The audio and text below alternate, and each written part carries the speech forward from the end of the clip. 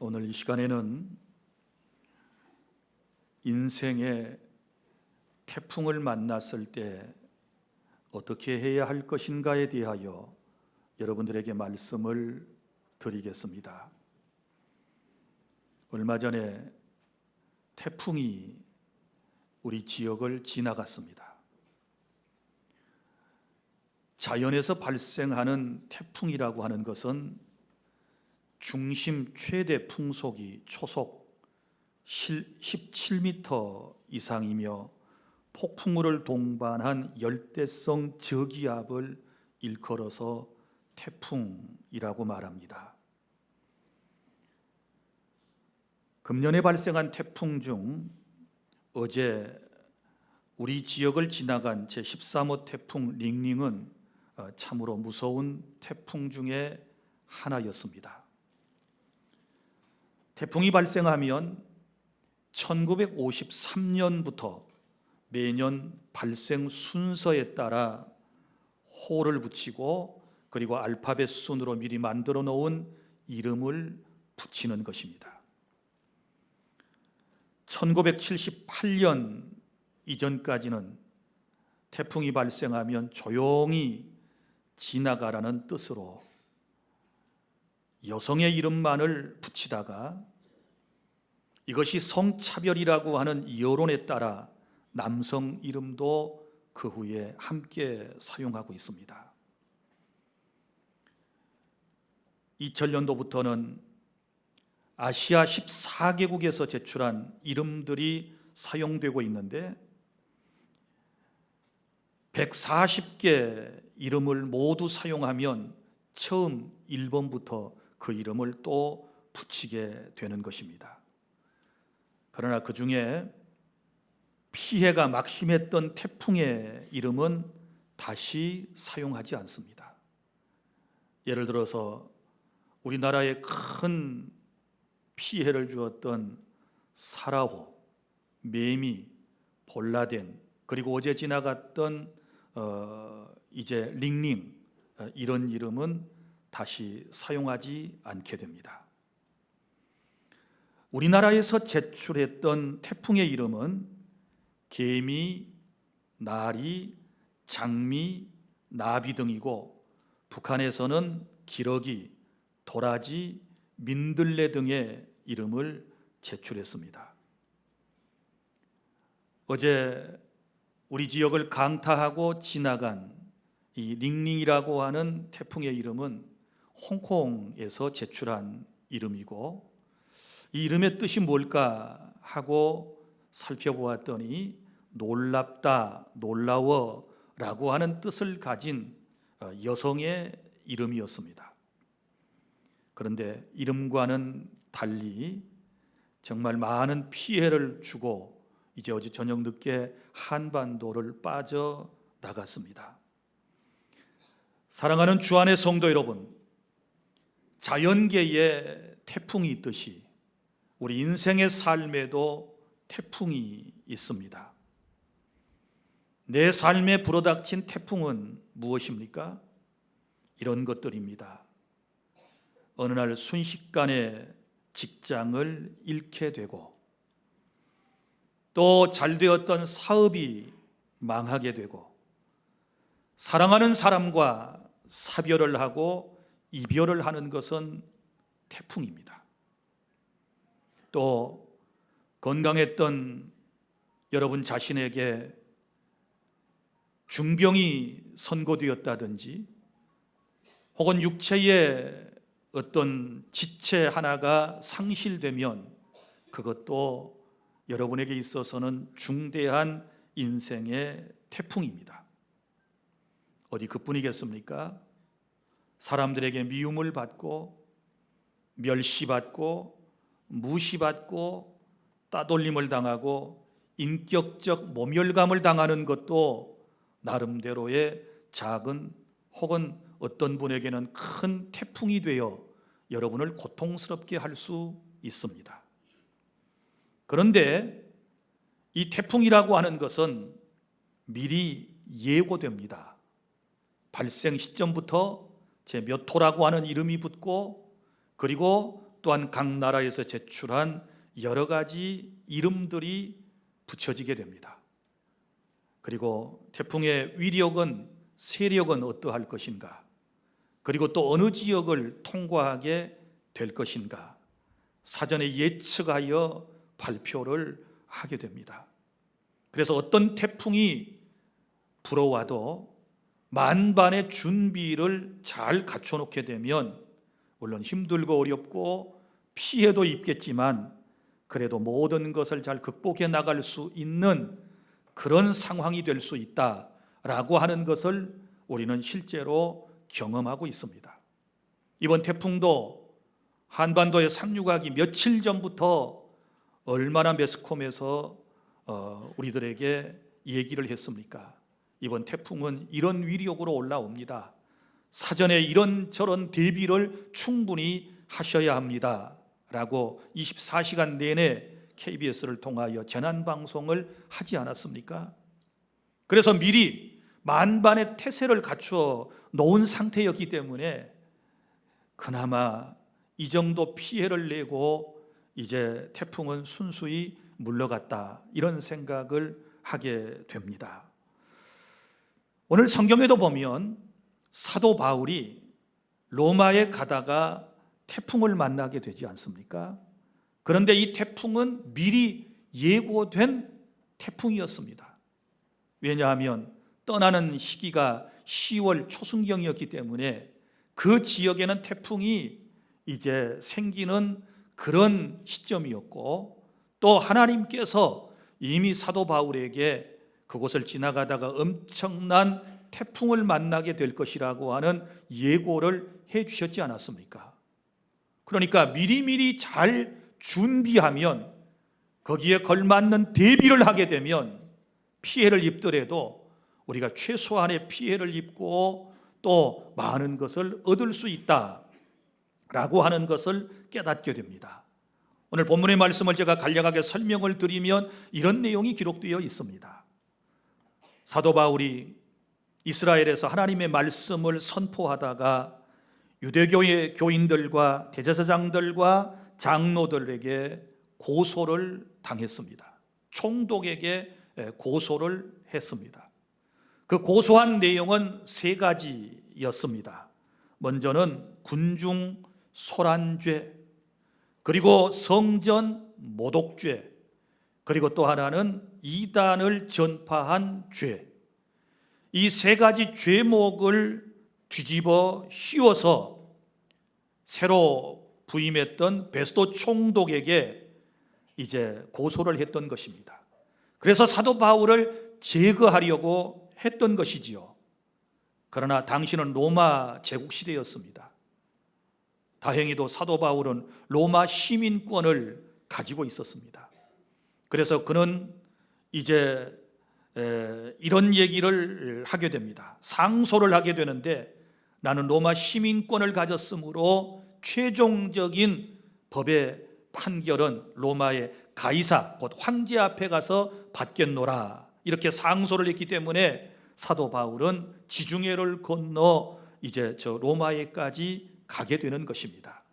그래서 처음에는 노새, 이 배는 이제 이 노를 저어서 가는 배가 있어요. 연안여객선은 대부분 노를 저어서 당시에 이동을 했다고 그럽니다. 그래서 이스라엘에서 출발할 때는 노수로 만든 배를 타고 가다가 이제 중간에서 배를 갈아타게 되는데 알렉산드리아 호라고 하는 배를 타게 됩니다. 자, 이 배는 저 이집트에서부터 로마까지 곡물을 수송하는 수송선이었는데, 그 배에 죄수 아닌 죄수로서 다른 죄수들과 함께 276명이 그 배를 타고 지중해, 당시에는 아드리아 바다라고 그랬습니다. 지금은 지중해라고 그러는데 그 바다를 건너다가 유라굴로라고 하는 엄청난, 요즘으로 말하면 태풍을 만나게 되었습니다. 이 엄청난 태풍을 만나게 되었을 때 사도 바울은 그 위기를 어떻게 극복해 나갔는가를 통해서 내 인생에 태풍이 왔을 때 우리는 어떻게 헤쳐나갈 것인가를 오늘 하나님의 말씀을 귀담아 듣는 복된 시간이 될 수 있기를 바랍니다. 첫째, 우리는 인생의 태풍을 만나게 되었을 때 삶의 우선순위를 따라서 여러분이 행동하시기를 바랍니다. 본문의 18절부터 19절까지 말씀입니다. 이런 말씀이 나옵니다. 우리가 풍랑으로 심히 애쓰다가 이튿날 사공들이 짐을 바다에 풀어버리고 사흘째 되던 날에 배의 기구를 그들의 손으로 내버렸다라고 하는 말씀이 나옵니다.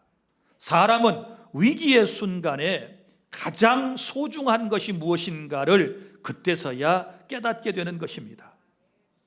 위기의 순간에 배가 침몰되는 것을 막기 위해서 여기 선원들과 그 배 안에 있었던 사람들이 했었던 일이 무엇입니까?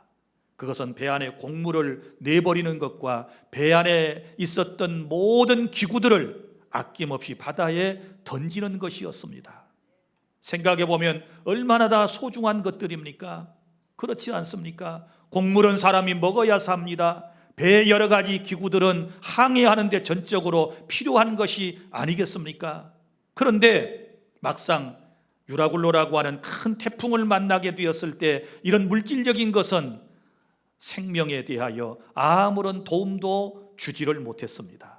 그래서 이 태풍을 통하여 인생들이 깨닫는 것은 사람의 생명보다 목숨보다 더 소중하고 가치 있는 것은 없다라고 하는 것을 깨달았다는 사실을 기억하시기를 바랍니다. 사람의 목숨을 구원하기 위해서 모든 것들을 아낌없이 그들은 바다에 내어 던졌던 것입니다. 사랑하는 주 안의 성도 여러분, 우리가 세상을 살아가다가 인생의 태풍을 만난다 그랬습니다. 인생의 어려움을 겪는 분들은 지금 이 시점에서 내 삶에서 가장 가치 있고 가장 소중한 것이 무엇인가를 한 번쯤 생각해 볼 수 있는 그런 시간이 될 수 있기를 바랍니다. 배에 탔던 사람들은 자신들이 소중하게 여겼던 것을 버리게 되었을 때 배는 가라앉지 않았고 배는 오히려 떠오르게 되었다라고 하는 진리를 여기서 깨닫게 됩니다. 그렇다면 위기의 순간에 우리가 버려야 할 것이 무엇인가? 가장 가치 있는 것을 위하여 내가 우선순위를 뒤로 해야 할 것은 무엇인가를 깨닫지 못하게 된다면 우리는 이 험한 태풍을, 인생에게 있는 위기를 극복해낼 수 없다는 것을 아시기를 바랍니다. 사랑하는 주 안의 성도 여러분, 내 인생의 삶의 우선순위는 육신보다는 영혼에 더 귀한 가치가 있음을 아시기를 바랍니다. 이 세상의 그 어떤 것보다는 천국이 가장 소중하다는 사실을 아시기를 바랍니다.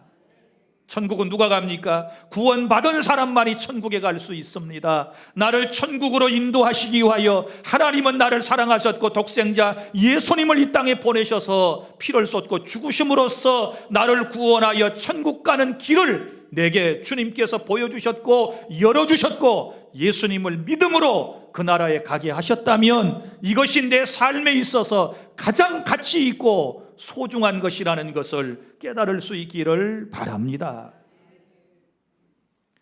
세상을 살아가면서 가장 우선순위가 되는 것은 항상 하나님이시지요. 하나님 먼저, 너희는 먼저 그의 나라와 그의 의를 구하라. 그리하면 이 모든 것을 너희에게 더하시리라고 주님께서 말씀을 하셨습니다. 그리고 내가 살아있는 나날들 가운데 가장 가치 있고 소중한 날은 주일 먼저, 한 주간을 시작하면서 가장 소중한 시간은 오늘 바로 예배하는 이 귀한 시간임을 여러분이 아시기를 바랍니다. 하나님께서 주시는 물질이 내게 생겼을 때 우선순위는 무엇입니까? 하나님의 것을 먼저 구분할 줄 알고 드릴 줄 아는 11조 신앙인 줄 믿으시기를 바랍니다. 그리고 내 삶이 힘들고 어려울 때 가장 먼저 우선순위를 두고 해야 할 일은 기도라는 것을 아셔야 합니다. 기도부터 시작해야지요. 기도보다 앞서는 모든 것들은 실수를 가져오고 실패를 가져오고 기도 없이 행하는 모든 것들은 여러분 성공 같지만 결국은 아무것도 이루지 못한다는 것을 깨닫고 항상 내 삶의 우선순위가 기도가 될 수 있기를 바랍니다. 삶의 태풍을 만난 분들에게 정중히 권면합니다. 어렵고 힘들 때 이 난관을 헤쳐나가기 위하여 사람을 찾아가는 것보다, 물질을 의존하는 것보다 하나님께 먼저 엎드려 기도하실 수 있기를 바랍니다.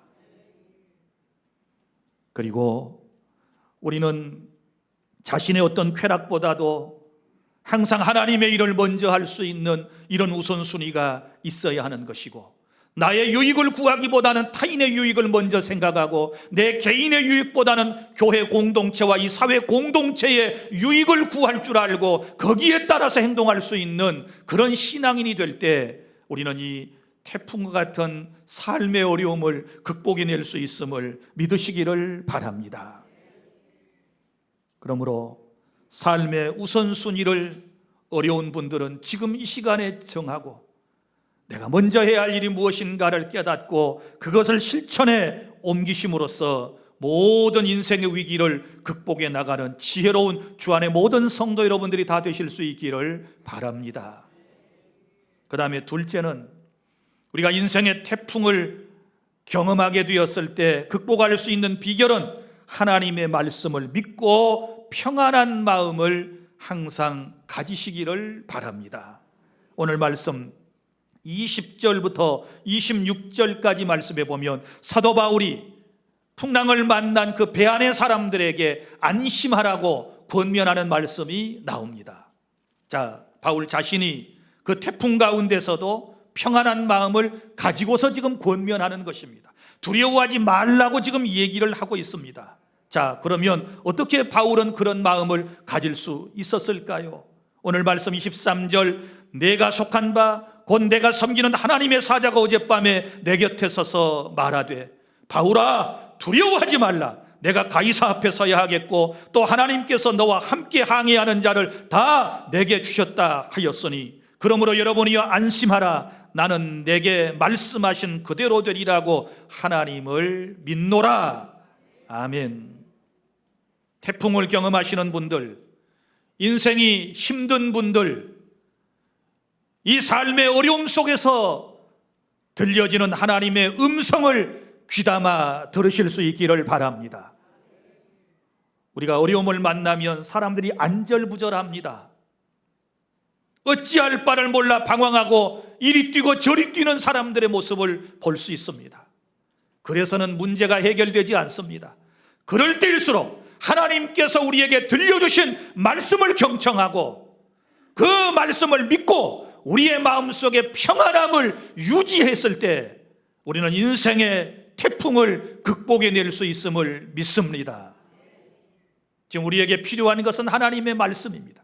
하나님의 말씀을 그대로 받아들이시기를 바랍니다. 나는 주께서 말씀하신 대로 될 것을 믿노라 라고 하는 말씀을 하면서 바울의 마음에 평안함을 유지하고 있음을 볼 수 있지 않습니까? 사랑하는 성도 여러분, 인생들이 태풍 때문에 하나님의 음성을 듣지 못할 때가 있고 인생이 먹구름 때문에 하나님을 보지 못하는 안타까움이 있을 수 있습니다. 이럴 때일수록 하나님의 세미하신 음성에, 이 고난의 현장에서 내게 들려주신 하나님의 말씀에 여러분들이 귀를 기울이고 주님이 하신 말씀을 들으시기를 바랍니다. 두려워하지 말라. 내가 너와 함께한다. 믿습니까? 그리고 하나님을 볼 수 있는 영적인 눈이 열려야만 하는 것입니다. 그래서 주님을 바라볼 때 우리는 모든 어려움을 극복할 수 있고 승리하게 될 것을 믿습니다. 그 다음에 세 번째는 우리가 어떻게 인생의 태풍을 극복할 수 있느냐. 27절부터 29절, 내 삶을 예수님께 고정하고 기다리는 것입니다. 여러분, 여기 27절에 이렇게 말씀이 기록되어 있습니다. 14흘째 되는 날 밤에 우리가 아드리아 바다에서, 아드리아는 지중해 바다를 옛날 사람들은 아드리아 바다라고 그랬습니다. 이리저리 쫓겨가다가 자정쯤 되어 사공들이 어느 육지에 가까워지는 줄을 짐작하고 물을 재어보니 20길이 되고, 여기 한 길, 두 길 하는데 이 한 길은 보통 1.8m 정도가 됩니다. 20길이 되니까 약 36m 정도의 수심이 되는 것이지요. 그래서 무트로 가면서 계속 이제 물을 재어보니까 가까이 갈 때 15길이 되었다 그랬습니다. 점점 더 이제 6km 갈수록 바다가 얕아지고 있는 것을 알 수 있습니다. 그래서 암초에 걸릴까 하여 고물로 단 4설 내리고 그랬는데, 여기 고물과 이물이 나오지요. 고물은 배 뒤쪽을 의미하는 것이고, 여기 단 4설 내리고 난 다음에 나리새기를 고대하니라. 5 내려놓고 태풍이 지나가기를 학수고대하고 있는 그 장면을 볼 수 있습니다. 사랑하는 주 안의 성도 여러분, 우리가 태풍을 만났으면 중요한 것은 닷을 내려야 합니다. 우리가 항해를 하다가 태풍을 만났으면 속히 닷을 내려야만 하는 것입니다. 그런데 단 몇 개를 내렸습니다. 4개의 닷을 내렸습니다. 여기 4개의 닷이 의미하는 게 뭘까요? 영적인 설명을 좀 드리도록 하겠습니다. 저는 이 4개의 닷을 이렇게 봅니다. 23절에 있는 첫 번째 닷은 하나님께서 함께 하신다라고 하는 믿음의 닷입니다. 믿습니까? 주님이 내 곁에 서서 말씀하셨다고 그랬지 않았습니까? 그럼 주님이 나와 함께 하신다. 태풍의 연장에서도 살아계신 하나님은, 능력의 하나님은 나와 함께 하신다라고 하는 이 믿음의 닷을 먼저 내려야 합니다. 그 다음에 두 번째 닷은 어떤 닷입니까? 24절 하반절에 보면 또 하나님께서 너와 함께 항해하는 자를 다 내게 주셨다 하였으니, 사람들입니다. 사람들, 나와 함께하는 사람이 있다라고 하는 것, 이거 매우 중요한 것입니다. 우리는 어려움을 당하면 아무도 내 곁에 없어, 나 혼자만 이 어려움을 당하고 있어, 그렇지 않습니다. 이 풍랑을 만난, 이 태풍을 만난 이 알렉산드리아라고 하는 이 배 안에는 276명이라고 하는 사람이 그곳에 있었습니다. 그래서 함께하는 사람이 있다라고 하는 닷을 내려야 돼요. 믿습니까? 함께하는 사람이 있다, 가족이 있다, 친구가 있다, 교우들이 있다, 이 닷이 우리에게 필요한 것입니다. 그 다음에 세 번째 닷은 목적의 닷입니다.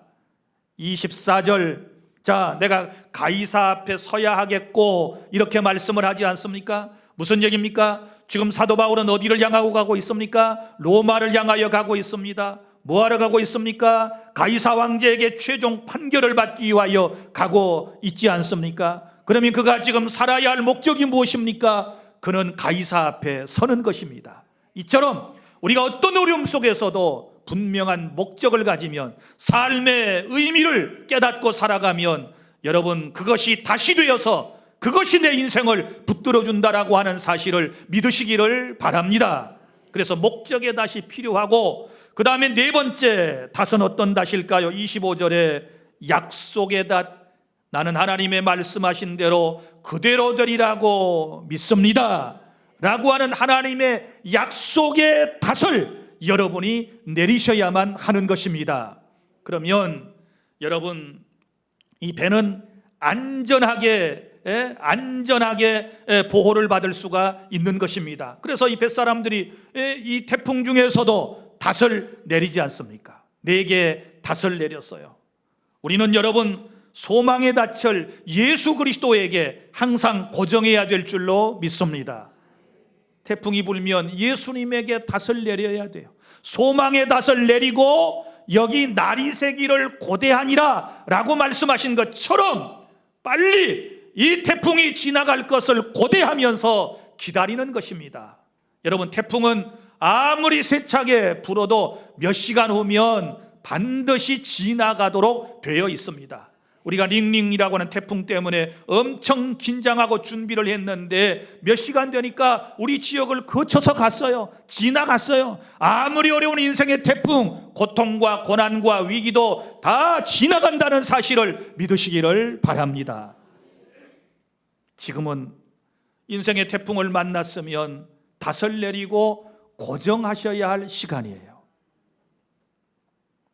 어제 새벽 6시경에 링링이 우리 목포 지역을 통과해서 지나갔습니다. 우리가 금요일 밤 기도회에 태풍에 대하여 하나님께 기도하고, 그리고 저는 저녁에 계속해서 제 마음으로 기도했습니다. 그리고 새벽 5시에 일어나서 창밖을 내다보았습니다. 5시부터 6시 사이가 되니까 엄청난 세찬 바람이 불어오기를 시작합니다. 제가 6시 한 5분 정도 되었을 때 제 창문을 열고 북항을 제가 내려다볼 수 있었습니다. 제 방에서는 목포대교하고 북항의 모든 선박들이 전부 한눈에 들어옵니다. 새벽에 저 멀리 등대 건너편에 있는 쪽을 바라보고 있는데 거기에는 대형 해상 크레인이 2대가 설치되어 있습니다. 그게 항상 정박되어 있거든요. 제가 이 운동을 할 때 여름철에는 주로 이제 그쪽을 돌기 때문에 늘 그 밑에 가서 그것을 보기도 하고 그랬어요. 그래서 제 방에서는 늘 눈만 뜨면 바로 앞에 대형 크레인이 2대가 보여요. 그런데 그 중에 큰 크레인 한 대가 서서히 움직이는 것이에요. 그래서 제 마음속에 저거 닷줄이 끊겼든지 풀렸든지 무슨 사고가 났구나 생각을 하고 이제 계속 주시를 했어요. 한 1분여 동안. 그리고는 이제 제가 핸드폰을 가지고 동영상 촬영을 이제 그쪽에 대고 하기를 시작했습니다.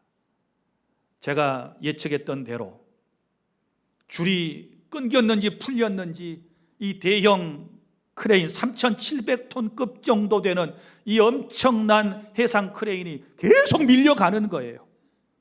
저 등대 뒤쪽으로 계속 밀려가요. 계속 밀려가요. 한 760m 정도를 밀려갔다고 그래요. 밀려가다가 다급하니까 닷을 내렸다고 그럽니다. 한참 밀려가더니 이제 배가 멈추는 거예요. 그 바지선이, 크레인선이 멈춰요. 그러더니 좀 있으니까 우리 참 해경들이 대단한 분들이에요. 그 악천후 가운데서 사막도 부두에 피신해 있었던 해경 경비정들이 계속 오는 거예요. 맨 처음에 한 대가 오더니 그 크레인 앞쪽에 배 선수를 붙이고 해경이 뛰어 올라가서 안에 상황을 점검하는 것이 TV에 뉴스에 나왔지요. 그리고 이제 또 두 척이 계속 경비정이 와가지고 앞에서 이제 대기를 하고 있는 그런 상황을 제가 1시간 내내 보았어요. 좀 있으니까 이제 뭐 KBS YTN에서 한참 뒤에 이제 그 사실을 뉴스로 내보내더라고요. 제가 거기서 깨달은 게 있습니다. 어떤 태풍이 불어와도 그리스도에게 단단히 매여 있으면, 묶여 있으면, 그리고 또 때내려 가다가도 닷을 내리면 안전할 수 있다. 믿습니까? 인생의 태풍 가운데서 해야 할 일이 무엇입니까? 소망의 닻을 그리스도에게 놓는 것입니다. 내 인생을 예수님께 딱 붙들어 매는 것입니다. 그래야 살 길이 열립니다. 믿습니까? 만약에 그 대형 크레인이 뒤집어진다거나 좌초되었더라면 어찌 됐겠습니까? 보통 문제가 아니에요. 어마어마한 크레인입니다. 어마어마한 크레인이에요. 사랑하는 주 안의 성도 여러분, 태풍 가운데서 우리가 해야 할 일은 다시 말씀드리지만 내 삶을 그리스도에게 결박하는 것, 고정하는 것, 그리고 닷을 내리는 것임을 다시 한번 기억하고 소망의 닻을 그리스도에게 내리는 이 시간이 될 수 있기를 바랍니다. 넷째로, 내 인생에 태풍이 왔을 때 어떻게 합니까? 인간관계를 강화하시기를 바랍니다. 30절부터 44절까지의 말씀에 보면 이런 내용이 나옵니다. 태풍으로 인하여 배가 어려움을 겪게 되자 사공들이 배를 버리고 구명정을 타고 도망가려고 하는 장면이 나옵니다. 30절, 사공들이 도망하고자 하여 이물에서 닷을 내리는 채 하고, 이물은 배의 앞쪽을 얘기해요. 그릇배를 바다에 내려놓거늘, 그릇배는 요즘으로 말하면 구명정을 의미하는 것입니다. 자, 그때 바울이 그 모습을 보고 백부장하고 군인들에게 요청을 합니다. 뭐라고 얘기를 합니까? 이 사람들이 배에 있지 아니하면 너희가 구원을 얻지 못하리라 하니, 이에 군인들이 그릇줄을 끊어 떼어버리니라. 그 모습을 보고 이 사공들이 도망가면 사공도 죽고 다 죽는다 라고 하는 것을 인지하고, 이제 군인들로 하여금 그 구명정 줄을 끊어버리게 하고 이 사람들을 도망가지 못하게 만드는 장면이 나옵니다. 우리 여기서 뭐 깨닫는 것이 없습니까? 내 삶에 태풍이 와서, 내 삶에 위기가 찾아와서, 어려움이 찾아왔을 때 우리는 가족들이 함께 강화해야 될 줄로 믿으시기를 바랍니다. 교회 공동체에 어떤 태풍과 같은 어려운 일이 오면 우리는 서로가 하나 되어야 될 줄로 믿습니다. 나라 민족 공동체가 태풍을 만나면 우리는 하나 되는 역사가 있어야 될 줄로 믿습니다. 각기 자기 살 길 찾아서 도망가 버리면 도망가는 사람 죽고 남겨놓은 사람도 피해를 입습니다. 사랑하는 주 안의 성도 여러분, 그러므로 우리는 인간관계가 얼마나 중요한가를, 자기 책임감이 얼마나 중요한가를 여기서 깨닫게 되는 것입니다. 인생의 태풍을 만났을 때 자기 자신에게 주어진 사명을 잘 감당하십시오. 가장은 가장대로, 아내는 아내대로, 부모는 부모대로, 자식은 자식대로 모두가 다 감당해야 할 몫이 있다는 사실을 기억하고, 그럴 때일수록 여러분들이 다 하나 되는 그런 은혜가 여러분 가족과 우리 교회 공동체와 이 대한민국 공동체 위에 있기를 바랍니다. 결국은 하나님께서 말씀하신 대로 이제 이 어려움을 극복하고 모든 사람들이 구조받는, 구원받는 그런 멋진 장면을 44절에서 볼 수 있습니다. 그 남은 사람들은 널 조각 혹은 배 물건에 의지하여 나가게 하니 마침내 사람들이 다 상륙하여 구조되니라. 할렐루야. 태풍을 만나서 배는 부셔졌고 배 안에 아까운 모든 것 다 잃기는 했지만 생명을 다 구원했으니 276명 한 명도 죽지 않고 살아남게 된 것은 하나님의 은혜인 줄로 믿으시기를 바랍니다. 사람에게 가장 소중한 것이 목숨입니다. 목숨을 잃어버리면 무슨 소용이 있겠습니까? 사랑하는 주 안의 성도 여러분, 이제 말씀을 맺습니다. 자연계에 태풍이 있듯 내 삶에도, 내 인생에도 태풍이 있을 수 있습니다. 이 태풍은 예고된 것이라면 우리가 철저히 대비해서 능히 극복할 수 있다는 것을 여러분이 배우셨습니다.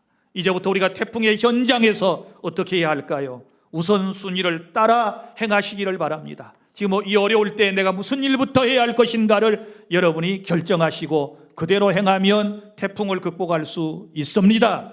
그리고 또한 하나님의 말씀으로 평안한 마음을 유지하는 것이 중요합니다. 어려울 때 마음이 평안하지 않게 되면, 불안하면 아무것도 할 수가 없는 것이지요. 어떻게 평안함을 유지할 수 있나요? 하나님의 말씀으로 가능하다는 사실을 믿으시기를 바랍니다. 그리고 소망의 닷을 예수님께 내리고 내 인생을 주님께 단단히 붙들어 매고 여러분이 이제는 기다려야 합니다. 여기 배 안에 사람들이 단디에서 내리고 날이 새기를 고대한 것처럼 이제 우리 기다리는 것입니다. 소망의 닷을 그리스도에게 내려놓고 기다리는 것입니다. 이 어려움이 지나가면 좋은 날이 오리라. 이 고통의 날들이 지나가면 행복한 날이 오리라. 믿습니까? 이 슬픔이 지나가면 웃을 날이 올 거다. 우리는 기다리는 것입니다. 믿음이 무엇입니까? 바라는 것들의 실상이요 보지 못하는 것들의 증거라고 말씀을 하셨기 때문에 소망을 가지고 이제부터 기다리는 삶이 되시기를 바랍니다.